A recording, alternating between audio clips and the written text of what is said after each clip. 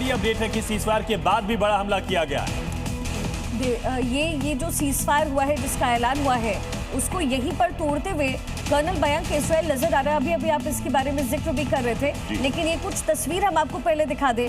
Ceasefire के बाद Israel ने हमला किया है। ये एक सीजफायर के बाद भी ये बड़ा टारगेटेड हमला जो कि इजरायल की तरफ से हुआ है। हालांकि इजरायल की तरफ से ये पहले कहा गया कि सीजफायर को माना भी जा रहा है, लेकिन फिर फौरन बाद ही ये जो चेतावनी है, एक धमकी के तौर पर वो भी दे दिया गया कि उंगलियां जो है वो ट्रिगर पर रहेगी। यानी ये पूरा मामला एस्केलेट होता हुआ यहाँ पे दिखता है और जाहिर है इससे कहीं ना कहीं ईरान ट्रिगर जरूर होगा।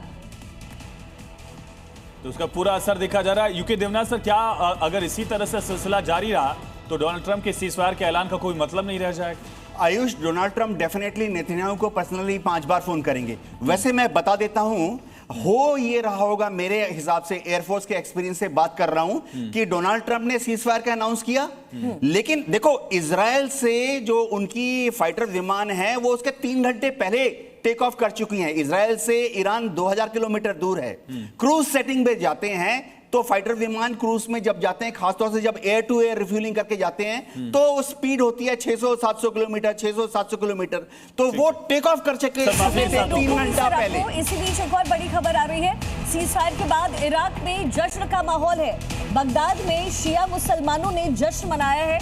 कुछ तस्वीर आपको दिखा रहे हैं। ईरान की जीत का दावा किया जा रहा है और दावे के साथ इस जश्न को मनाया जा रहा है। तो इस वक्त की बड़ी खबर है, इराक से भी जश्न की तस्वीर दिख रही है। IRGC ने भी कहा था कि जश्न मनाएंगे अगर सहमति दिखती है। अब ईरान की जीत पर जो शिया मुस्लिम है इराक में, उनकी तरफ से जश्न की तस्वीरें सामने आ रही हैं। बगदाद में शिया मुसलमानों ने जबरदस्त जश्न मनाया है। सीजफायर का ऐलान हुआ है अमेरिका और ईरान के बीच में, और इराक में इस समय जश्न का माहौल है। इराक वो एरिया जिसको इजरायल टारगेट करता रहा और ईरान की जीत का दावा पेश करती हुई कुछ तस्वीरें हैं जो कि इराक से सामने आई है। ईरान का पड़ोसी मुल्क इराक, जहां 60% से ज्यादा शिया आबादी है, और इससे पहले भी हमने देखा था यूएस काउंसुलेट पर अटैक किया गया था। जो शिया मिलिशिया ग्रुप है वो भी इराक से लगातार एक्टिव दिख रहे थे और इराक में यूएस के बेसिस पर बगदाद, एरबिल, मोसुल जैसे शहरों पर लगातार हमला कर रहे थे।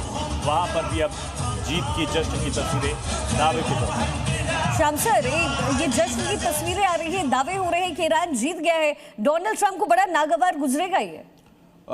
देखिए, एक वर्ड यूज किया था मैंने, सामरिक हताशा, 3 दिन पहले आपके चैनल पे, स्ट्रेटेजिक एग्जॉशन। तो ये कहा था मैंने कि अगर बहुत ज्यादा हुआ तो दोनों तरफ कहीं ना कहीं ऐसा ना हो जाए कि सामरिक हताशा दोनों को मिले, लेकिन मैं अभी उसको नहीं देख रहा हूं, क्योंकि उसके लिए मुझे और 2 हफ्ते, 3 हफ्ते, 4 हफ्ते की और लड़ाई देखनी थी। वो नहीं हुआ है अभी फिलहाल। लेकिन क्या आप हर बार देखते होंगे IRGC का एक स्पोक्स पर्सन आके बयान देता है? क्या IRGC का बयान आया इसमें? तो मिलिट्री पॉस्चरिंग जो है, जो ट्रिगर टाइट आपने सुना, उसके साथ मैं लिंक कर रहा हूं। इनकी IRGC का कोई बयान नहीं आया और वो चुप बैठे हैं। तो मजक डिफेंस तो चालू है और वो कॉशियसली वेट कर रहे हैं कि ये क्या कहा जा रहा है। अब इस बात के साथ हम टेबल पर आएंगे। और जब लड़ाई शुरू हुई थी 27 फरवरी को, तो यही बयान था ट्रंप का कि ये 6 पॉइंट जो आया था ईरान की तरफ से टेबल पे, ये लॉयर है ईरान, इसलिए हमने 28 को अटैक कर दिया, क्योंकि वो झूठ बोलता है ईरान। तो वहां से शुरुआत हुई थी। अब वही 10 अप्रैल को हम जा रहे हैं, अब फिर से हम कहेंगे एक दूसरे को झूठ और फिर से वही कहेंगे। तो ये कहीं ना कहीं पॉस्चरिंग, कहीं ना कहीं टैक्टिक्स और कहीं ना कहीं रीमैन्यूवरिंग हो रही है।